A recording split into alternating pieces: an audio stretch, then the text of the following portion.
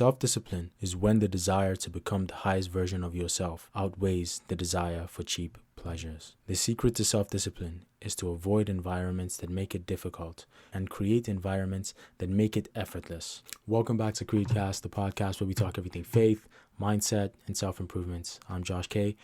And today's episode, I want to talk about the discipline equation. It's something that I first came across when I was listening to a podcast episode between Chris Williamson and Steve Bartlett. And basically the equation goes, discipline is equal to the subjective importance of the goal plus the psychological enjoyment you get in the pursuit of the goal minus the psychological cost of the goal. The importance that you place on the goal plus the enjoyment that you get from doing the difficult tasks that it's going to take to achieve that goal, subtracted by the psychological cost of that goal. If doing the boring, silent, mundane tasks and activities that it's going to take to achieve that goal weighs higher than the subjective importance of the goal and the psychological enjoyment you get from achieving that goal, then that situation is not going to result in discipline. You may or may not have noticed that I haven't posted a podcast episode in 3 weeks, and this was due to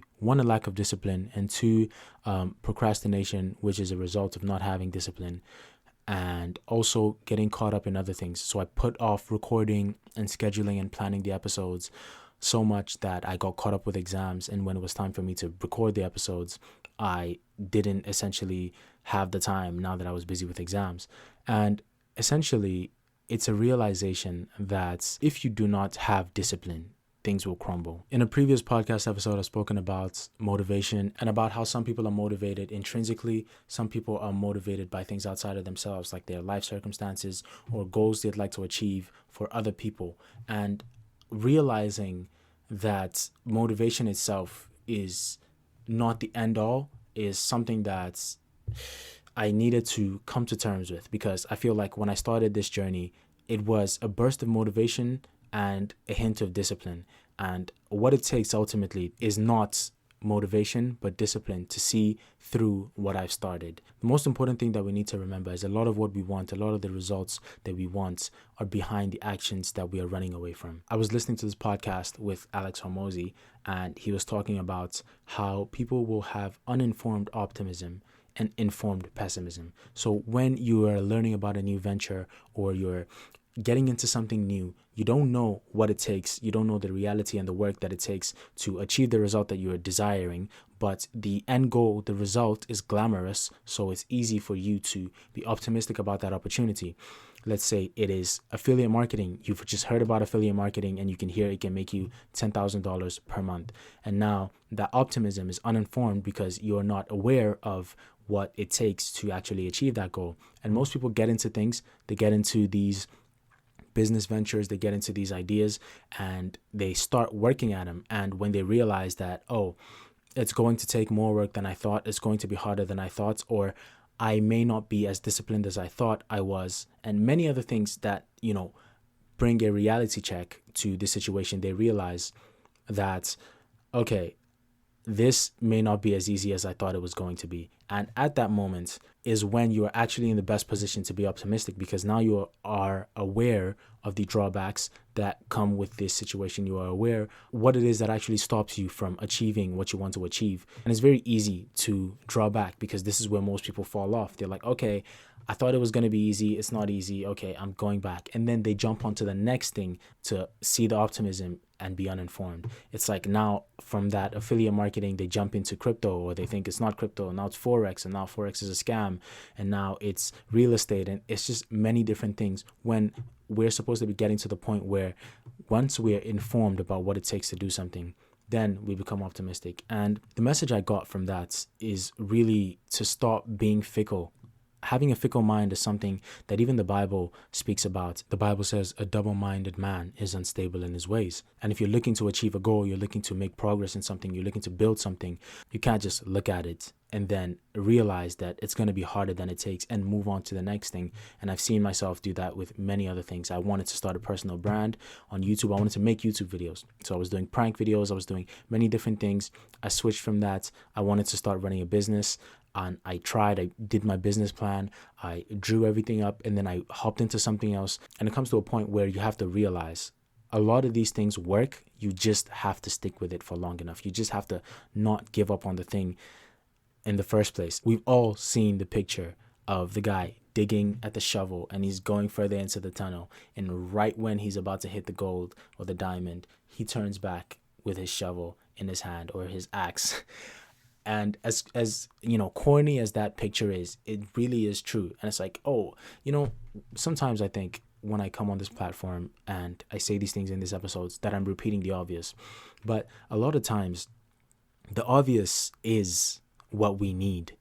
Like a lot of time, especially in this day and age where we are fed with so much information.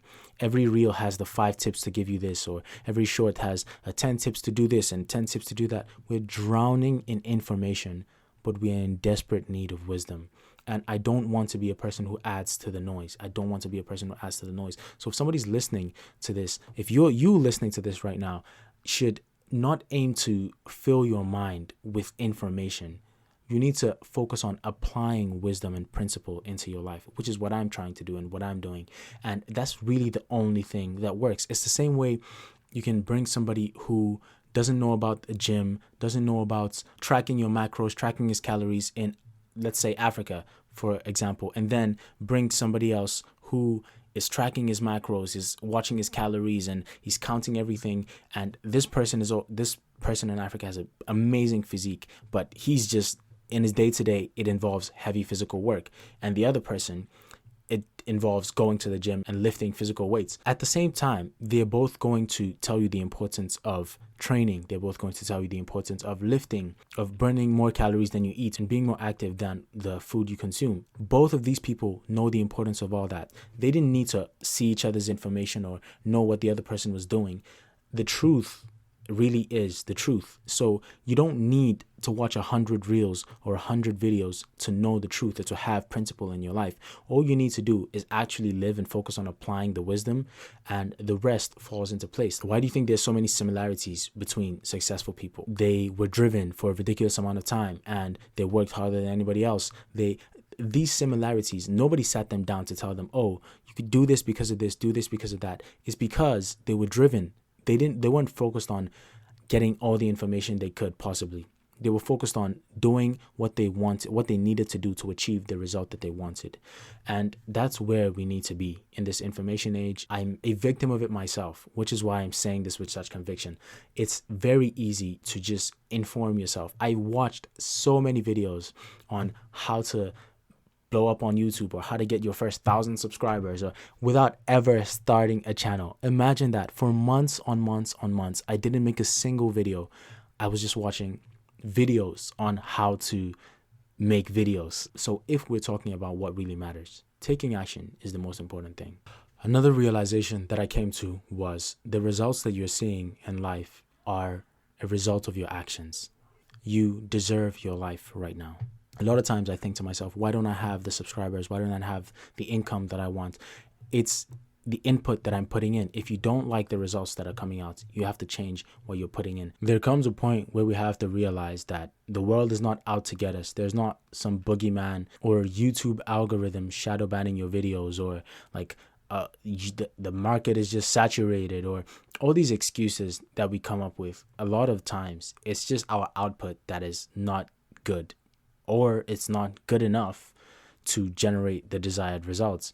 And it's focus on shifting and getting better and not being stuck in my ways. If anything that I do is not successful, then I have to be accountable for that. If this podcast episode is not performing, then what did I do, or what did I not do good enough to achieve the desired results? The quicker we focus our attention on the inputs, what we're putting in, what we're doing, the quicker we will see the results that we desire. When I fall into these moments of having a lack of discipline, it helps to take a moment to reset. And a lot of times exercising would help me reset. And there are many different ideas and protocols people have. Some people do a Project 50 or a 75 hard.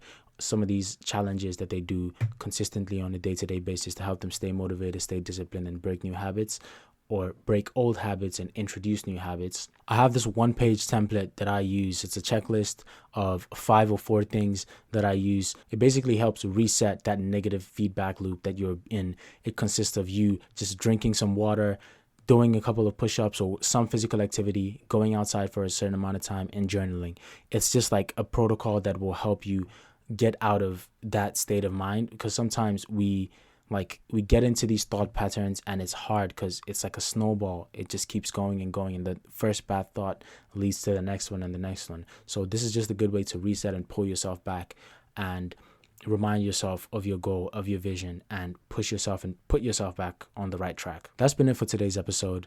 I know it's been a while since I've uploaded, but I apologize to those who missed these episodes, even though they may not be many of us at this moment. But I believe that this podcast and this platform is definitely impacting 1 or 2 people here and there, and that's all that matters to me.